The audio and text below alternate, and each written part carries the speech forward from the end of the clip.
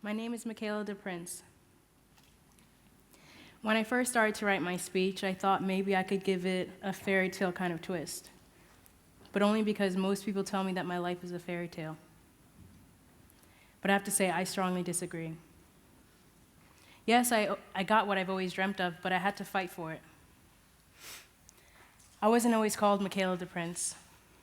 My original name is Mabinty Bangura, and I was born in Sierra Leone, West Africa, in 1995, 4 years after the bloody Civil War. This war would displace thousands of men. It would cause thousands of women and children to be raped. And over 50,000 people would be killed. My parents were among them. I was born with vitiligo, a skin condition. It left white patches all over my body. I was different. In Sierra Leone, they didn't understand the fact that just because I had white patches on my skin, that I was just born this way. They thought I was a curse. They started to call me the devil's child, because anybody who would look like this would be the child of the devil.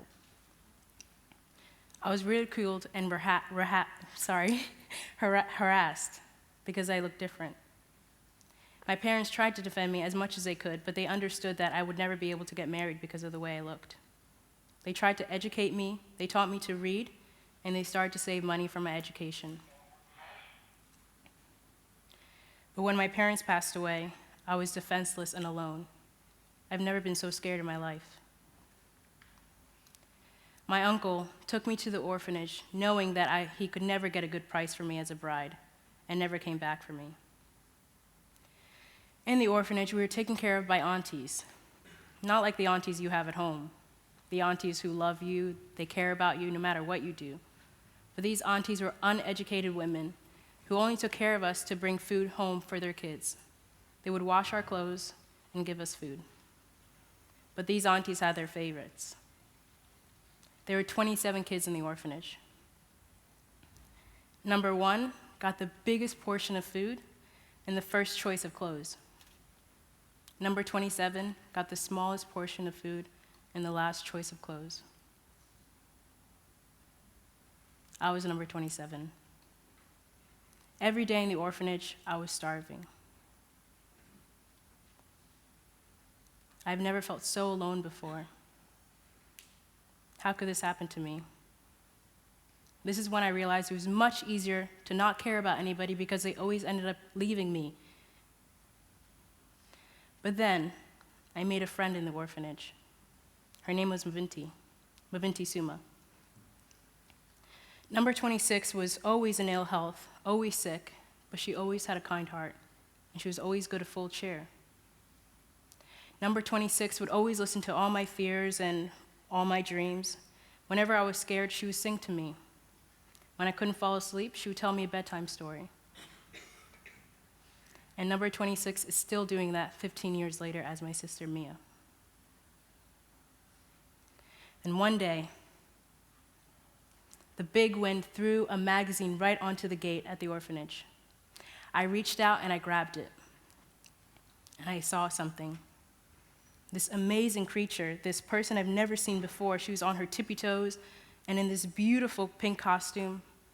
But what really struck me the most was the fact that she looked so happy. I hadn't been happy in a long time. So I thought to myself, if she's happy because this is what she's doing, then maybe I could be happy too someday.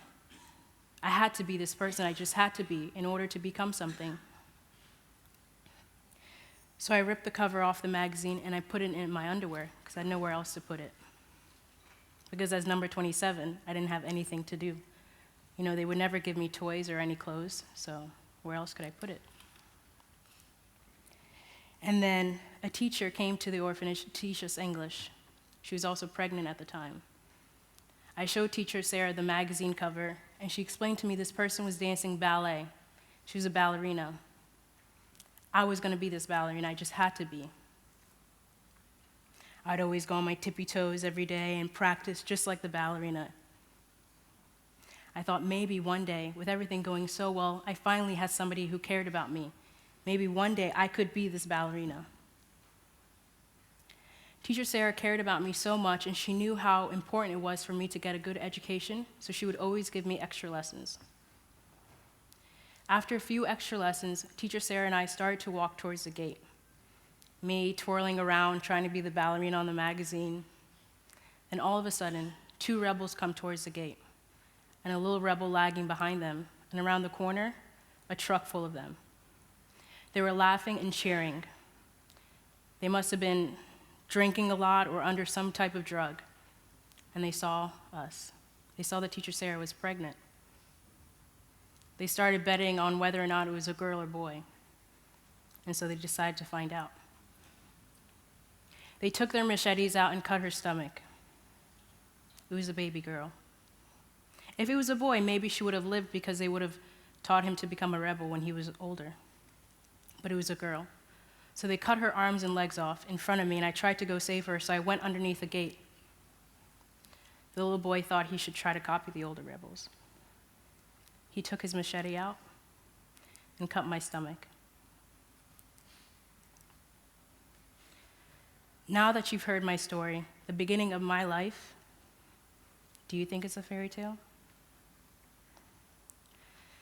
But soon my life would turn around. Soon I would have positivity in my life. I would find out that I was going to get adopted by an American family. It took me a while to get to my adopted family. We had to walk all the orphanages, all the orphan kids had to walk from Mabinty, Sierra Leone, all the way to New Guinea. And from New Guinea, we took a plane to Mabinty. I was very sick when I got off the plane and just miserable and,